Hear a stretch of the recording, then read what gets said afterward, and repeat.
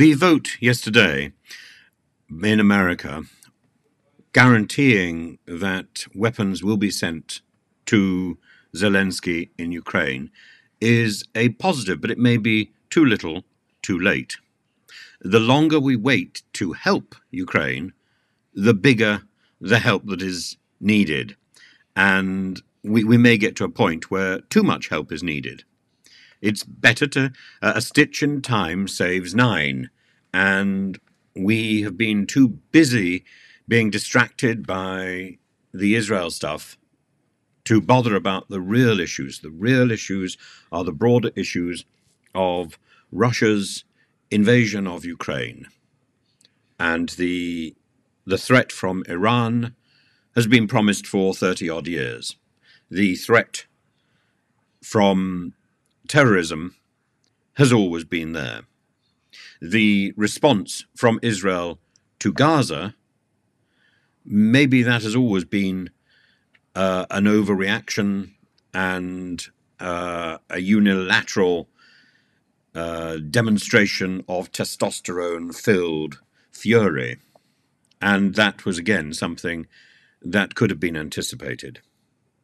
But Britain's involvement in supporting Ukraine, in supporting Israel against Iran particularly, and protecting Israel, in challenging the Houthi terrorism in Yemen and in the Red Sea, all of this has an impact in Britain itself.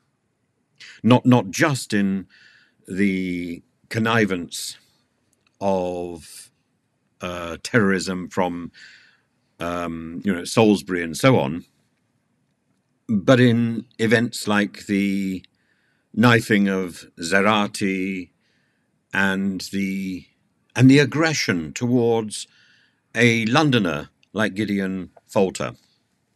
These are reflections of the wider activity of Britain on the world stage. And people like Gordon Robertson, Lord Robertson of Port Ellen, has said he was formerly the Defence Minister of Tony Blair. He's a NATO Secretary General. He said, if Putin wins, if Ukraine loses, then the rules of the world will be written by Russia, China, North Korea, and Iran. Everything is interconnected now. Well, what he doesn't fully recognize is, of course, Russia, North Korea, and Iran are fading nations. China is not. But if we boost Russia and Iran by doing nothing, then we give them another lease of life.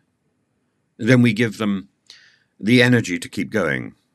And that energy was provided in 2013 by Obama's indifference to Assad's use of chemical weapons, in 2014 by Obama's indifference to Putin's annexation of Crimea, and so on.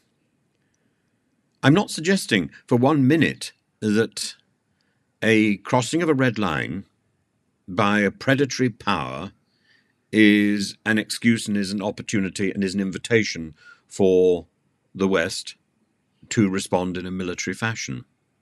But it is an opportunity for the West to engage in serious diplomacy. Now, we seem to have got into a habit of thinking it's either war or crypto war in the form of sanctions, a sort of proto-war, a sort of a proxy war. Well, we've had proxy wars before. No, the only thing we should be doing, and the thing we should be doing vigorously, is talking, and not sending not sending twits to Moscow to try and outface Sergei Lavrov, like playing chicken on a busy motorway, and send somebody out there who doesn't know the rules, who's never driven a car before. Liz Truss against Sergei Lavrov was a laughable competition. And we need somebody to ratchet down the tension. We need somebody to discuss. We need somebody who can actually talk the language. And we need somebody who has a clear goal in mind. That goal is peace. Now, at the same time as recognizing that goal, because we have two hands, we can do two different things at the same time. We don't need to be in some sort of mono-tunnel.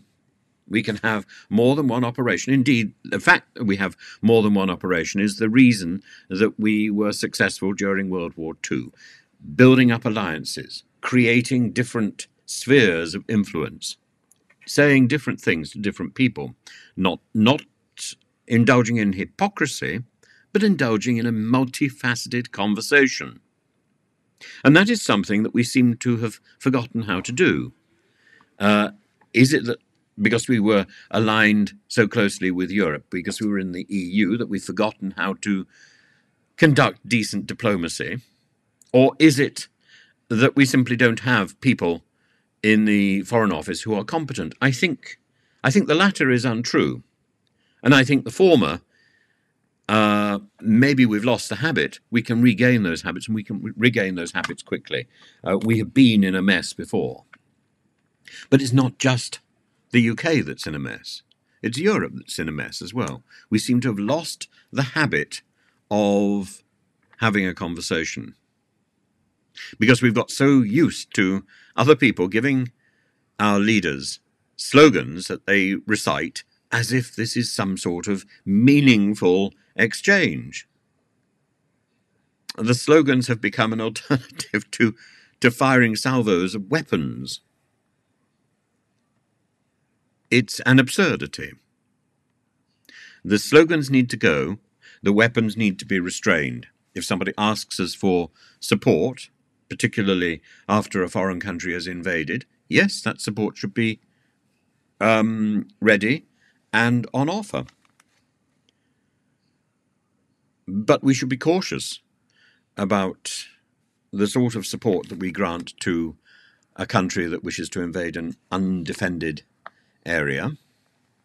We should be very cautious about the response in future to situations like the invasion of Gaza. Yes, Israel has every right to defend itself. Yes, Israel has every right to respond.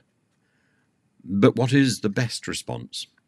And that may well be an international response. An international response, even if that's a response backed up by logistic support rather than feet on the ground, is a united response. And a united response against Hamas would have sent a clear signal, a particularly united response led by Arab nations in what Netanyahu has described is a tough neighborhood. Yes, the Iron Dome worked this time. But it may not work in future. It may not work as well in future. Should we have an Iron Dome? Well, we should certainly be boosting our defense systems. Penny Mordaunt is quite right. But an Iron Dome is of no use without a system of allies, an alliance to support us in a time of trial. And we would do better to forge closer diplomatic relations, not only with our NATO allies, but also beyond our NATO allies. We need to build bridges. We need to start forging relationships with those countries, maybe, that we don't have a natural alliance with, that we don't have, that we haven't formally engaged with. Maybe we need to start talking to those nations with whom we've had difficulties in the past. But we need to have those conversations. I would suggest the conversations need to start with nations like Iran, and particularly with the Iranian opposition. And we need to be forging a better relationship with Eastern European states. And particularly, we need to be making inroads into conversations with Russia. Zelensky can't do that. We can. And the only thing that's stopping us having conversations with Russia is our sanctions regime. Our sanctions regime has not severely impacted on the Russian hierarchy. It has impacted on ordinary Russians in the street. Has it deterred Russia from its aggressive campaign in Ukraine? No. No, it hasn't. Sanctions, I believe, don't work. Sanctions close doors rather than open doors. And there are those people who I'm sure are going to flood the comments by saying that the real negotiations need to be with Zelensky and Putin. Rubbish. The real negotiations need to be between other nations and Putin, paving the way for a proper peace, which must not be a surrender of the Ukraine and a capitulation by Zelensky. It's simply unthinkable that a smaller nation should bow to the whim of a larger nation. Parallels may be drawn between the invasion of Ukraine and the invasion by Israel of Gaza. Those parallels are inappropriate. Ukraine was not involved in any form of attack on Russia.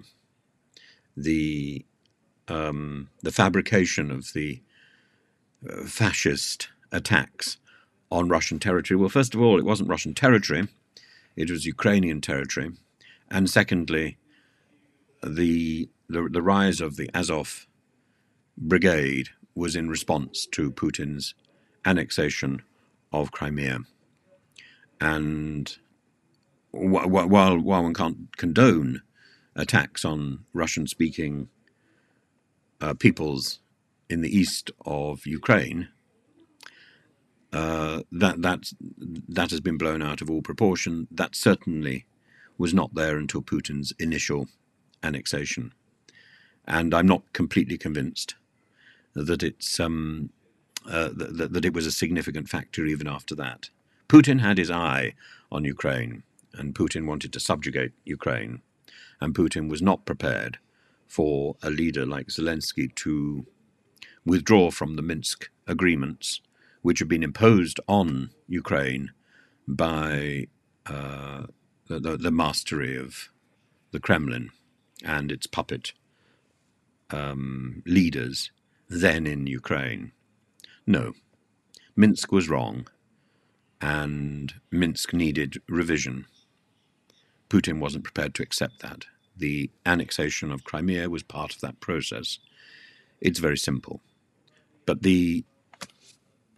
there are red lines, and there should be conversation. These two things are separate issues, and we have somehow or other telescoped them into the same conversation.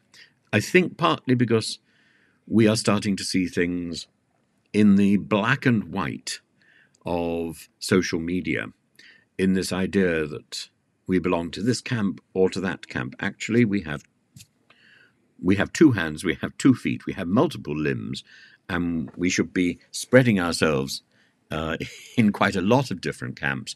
We should be talking to people with whom we do not agree.